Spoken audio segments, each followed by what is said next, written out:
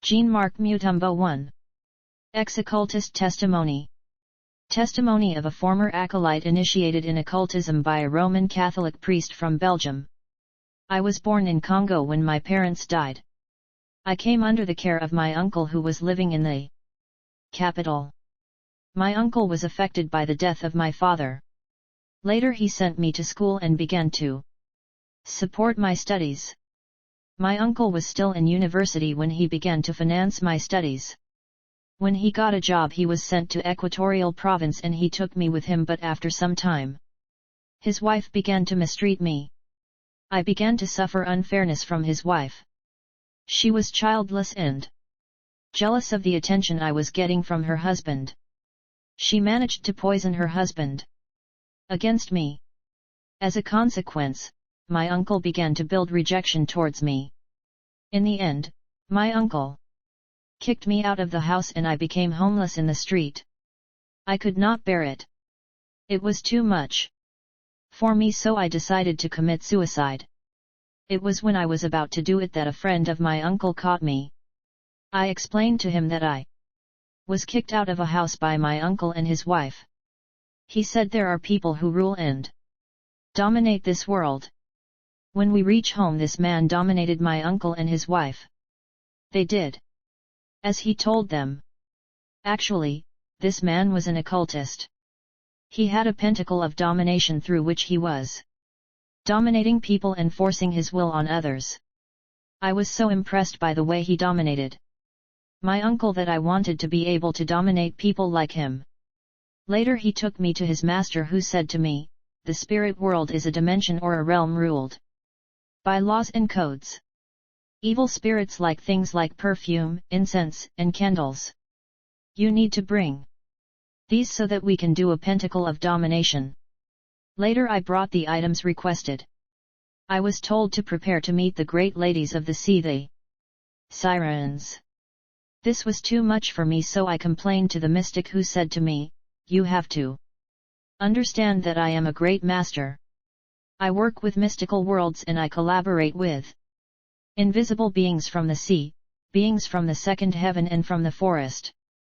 Beloved, there is an invisible realm that Christians must be aware of. The 10 years I spent in occultism, I battled pastors and I dislocated churches. Christians are under systematic attacks from the dark world of the devil. I told the mystic that I am too young to see the great ladies of the sea. The mystic said, these are beautiful ladies. They will bring you a ring of power and domination.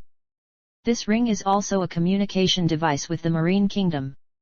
But as I insisted that I did not want to see these sirens, the mystic coasted some powder on my eyes to blind me from them. When the day of the appointment with the sirens arrived, we cooked for them and we arranged chairs for them. We were sitting when suddenly I heard women walking all over the places. These were the sirens. They sat on the chairs reserved for them. They ate the food prepared for them. I could hear them but I could not see them. After eating they decided among themselves who would be my wife.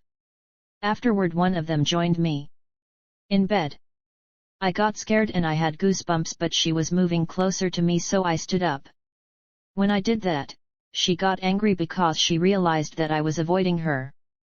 She asked the mystic, why is this man avoiding me? I am beautiful. I cannot take this rejection.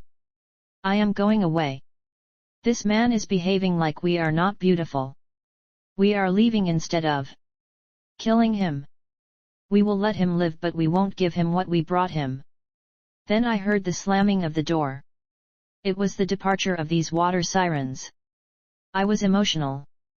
Because when you invite the water sirens and you behaved like this, you would either die or become crazy. There are tough and rigid laws ruling the kingdom of darkness. The mystic who called the sirens was not happy. He said, these are superior spirits that came to help you, but look at how you treated them. They could have killed you. Later the mystic wrote the pentacle of domination on a parchment. It was a circle with a cross inside it and 4 letters around the cross. These 4 letters are the initials of 4 demons of dominations. These 4 demons are dominions. The parchment is a rare sheet used in the occultism, in order to write magic prayers and talismans. The mystic said to me, in order to dominate people you will have to introduce your hand in your pocket and hold the parchment. As a result, the person you are talking to will be under your dominion. You just have to look him in his eyes. Then the mystic said to me, you can begin to dominate at school, at home and in the neighborhood.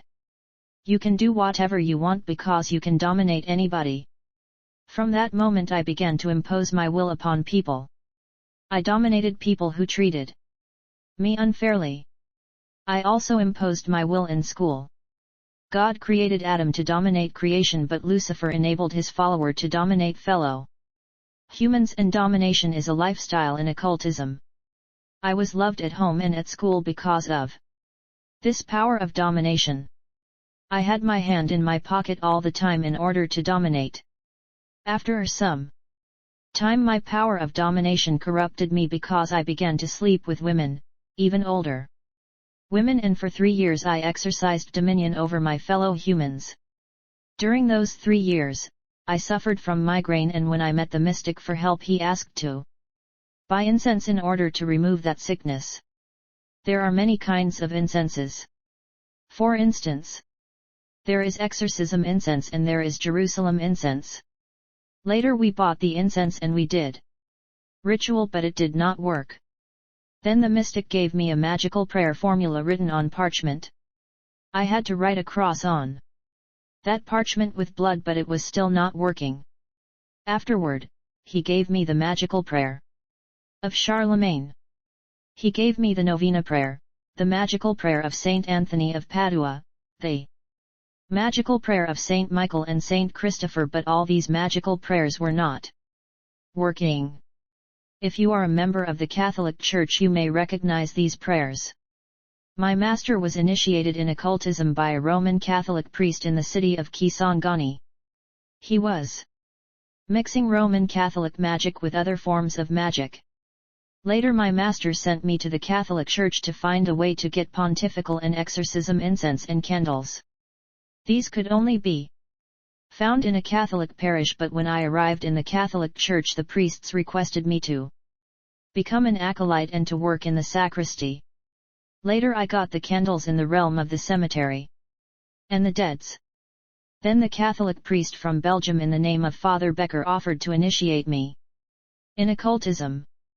He said, I want to show you the mysteries and realities of this universe. I know that you were an orphan. But I never told him that information. A few days later, it was after an evening mass, the priest and I went to the market to buy clothes and food. I thought these were for charity to the poor, but it was not the case.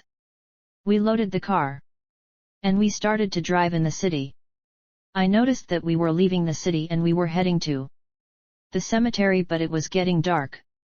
When we arrived at the cemetery, the priest drew a pentacle on the ground. I mean, he drew a circle and a cross inside the circle. Then the priest ordered me to get off the car and stand inside the circle. He told me to stay in the circle because it was the only protection against danger. Then the priest requested me to turn around to give him my back, which I did.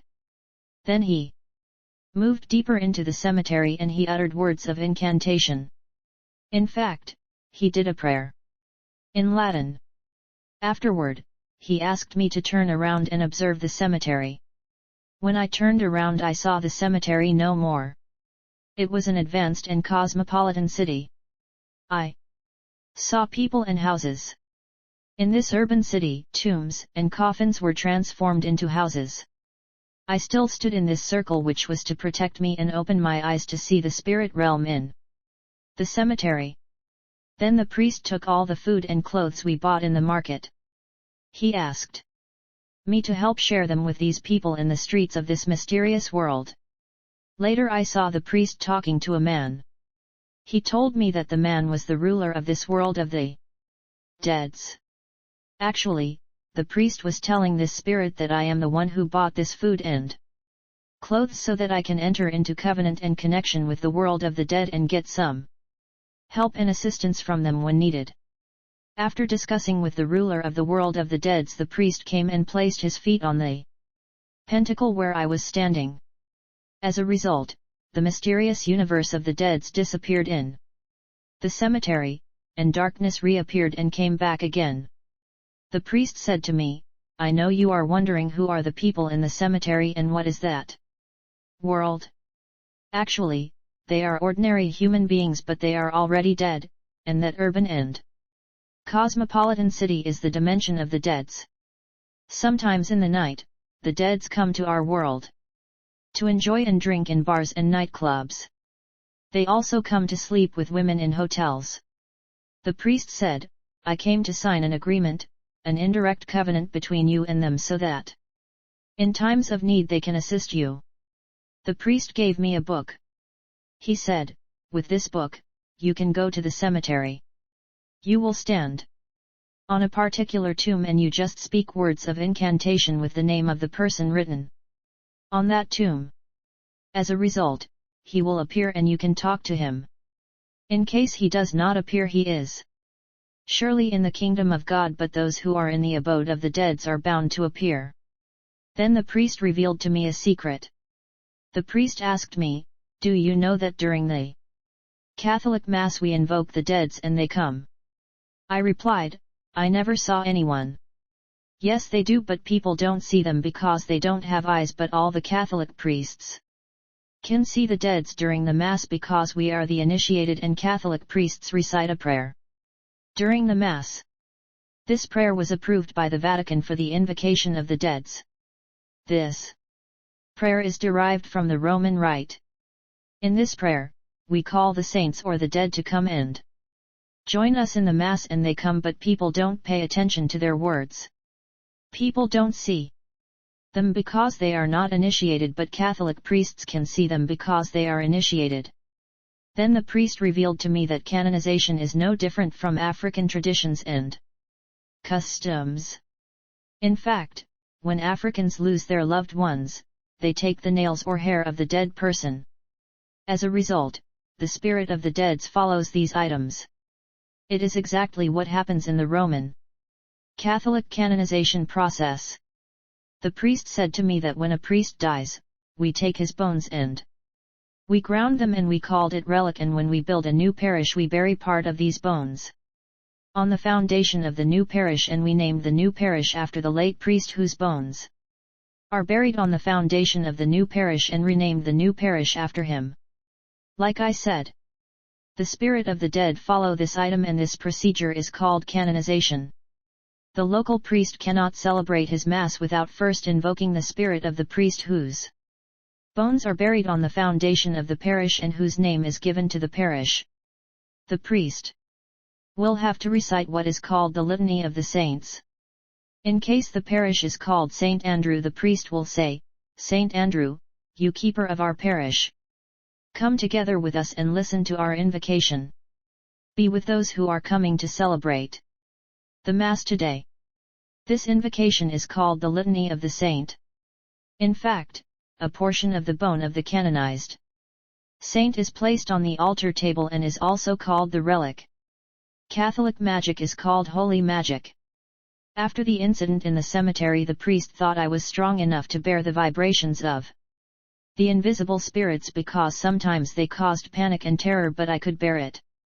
The priest made it clear that the deads and the spirits of the ancestors attend the Catholic Mass, but you must be initiated like priests in order to see them, yet many of the Catholics can't see them. Father Becker decided to expose me to the world of magic and occultism. He invited me to his secret library that was full of occultic books. There were all kinds of mysterious and esoteric books. He gave me access to his mystical and magical books. The first book I read in this mysterious library was called The Art of Speaking. According to this book, every human being has the capacity to speak and understand all the languages of the world. According to this book, the human has the capacity to understand the languages of all the animals of the world, including the languages of the birds in the sky, the languages of the fishes in the water, and the animals in the forest. The book explained that this capacity is deactivated by God, but it can be activated through specific prayer.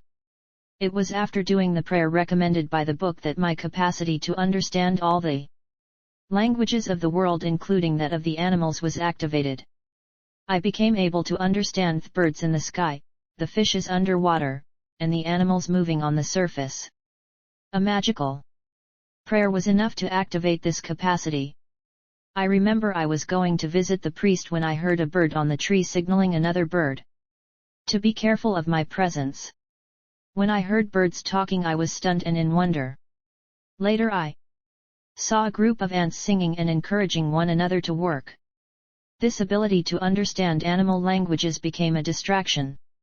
I asked the priest to help me deactivate this faculty.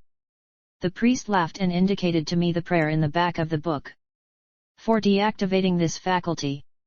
After doing that prayer, I could no longer understand the languages of animals. Since that day I became closer to this Belgian priest. Afterward, he gave me a second book called The Invocation of the Deads. The book contained magical prayers. The priest said, "You can go to the cemetery and stand on a specific tomb or coffin and invoke the spirit of the person buried in that tomb. He will appear if he is not in the kingdom of God." Consequently, I began to summon the spirits of the dead and put them under my service. I was using the spirit of a dead man to assist me in the practice of magic for a spectacle that I was doing in the circus. He became my servant spirit to get things to appear in public during a spectacle in front of the crowds. I was sending my servant spirit to take things here and there, and after the item was seen by the crowds I had to make it disappear. The servant spirit was returning it to where he took it. I was still in the secret library of the Roman Catholic priest when I got a book called Ave Lucifer.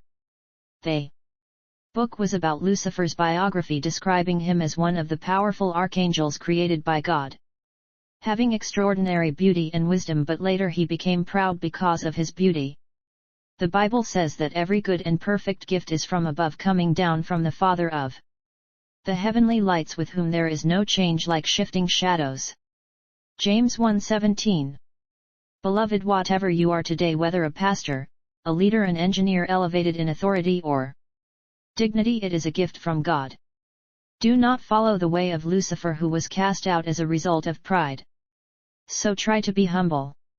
In that book Ave Lucifer, it was written that Lucifer fell on earth with all his wisdom, intelligence, and power. They gave an illustration of an intelligent pupil who is banished school because of his attitude, yet despite the fact that he has no more access to school, whatever he learned previously in that school has not been erased from his memory or intelligence. This is the case with Lucifer. He was cast out with his beauty, power, and wisdom.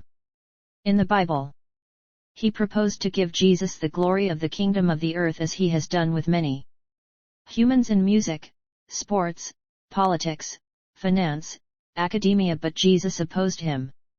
After reading the book of Ave Lucifer, I said to myself that it must be possible to meet Lucifer face to face. In my childhood years, I remember being told that Lucifer had horns and tail in the Catholic preparation for my first communion and confirmation by my teacher. So after reading this book, I was like confused, as the book was praising Lucifer. So I went to visit the priest. I wanted to know whether it was possible to meet Lucifer. The priest said to me that he has been in meetings with Lucifer many times in the past. I said, in the training for my first communion I was told that he has horns and tail, but in this book here it is the opposite, they are praising him. The priest said to me, there is no way we can preach in mass that Lucifer is good, but the book is right, Lucifer is good. I said to the priest, I came here to ask you to help me to meet Lucifer face to face because I have questions to ask him. The priest said, you are still a teenager, you will not be able to bear his negative vibrations. I said, when you meet him, how come you bear his vibration? If you can bear his negative vibration, I also can bear his vibration. But the priest was reluctant. I had to pressure him for many days, and as I was determined In the end, the priest relented. Then one day the priest summoned me in his room. He was dressed in a black garment. There was a black candle lighted up and the incense was also burning them. He began to do magic prayer in order to summon Lucifer. After invoking Lucifer, he finished his prayer and said to me, "You must be strong as you wanted this." After a moment I noticed that the priest's room was changed. The color was changing on the wall. Then in the twinkling of an eye, I noticed the absence of the priest in the room. I just came to understand that it had to be a personal experience between me and Lucifer because I am the one who asked to see him. The priest did warn me in advance to avoid fear, otherwise there will be consequences. The priest said that there will be manifestation prior to Lucifer's appearance as a test in order to intimidate me. After the disappearance of the priest, I heard a strange noise. When I checked under the bed, I saw a lion around the priest's bed. I controlled myself as instructed by the priest. Then the lion approached me and he began to lick my feet like a dog, but as he noticed that I was not afraid, he returned to sit around the priest's bed. The lion then disappeared. Then I heard whistling. I wonder who was whistling. When I checked, I saw a snake who had 6 heads. He had 3 heads on one end and 3 other heads on what was supposed to be his tail. The snake approached closer to me. I spread my leg to avoid being swallowed by it as instructed by the priest. Then 3 of his heads rolled on my left leg and the other 3 heads rolled on my right leg.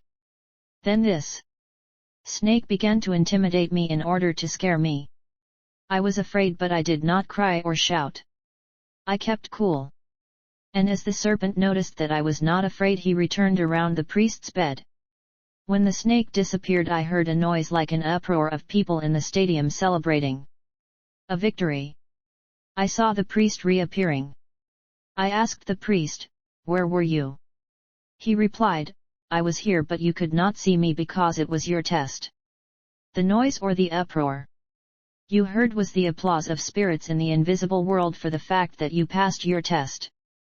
Then I heard like thunder. I asked the priest, "Is it about to rain?" The priest said, "This thunder you are hearing is the laughter of Lucifer." Then in the twinkling of an eye, Lucifer appeared. The way I saw him, I can estimate that he was around 2 meters tall.